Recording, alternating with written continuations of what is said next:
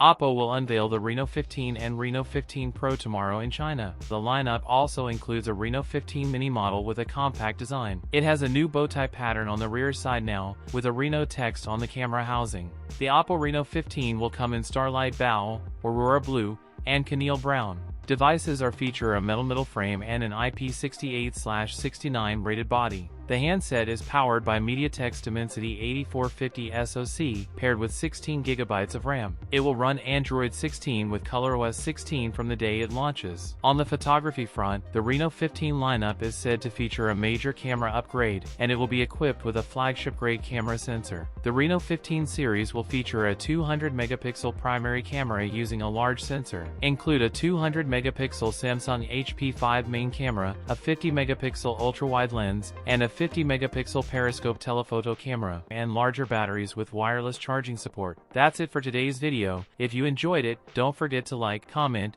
and subscribe for more content. Thanks for watching, and I'll see you in the next one.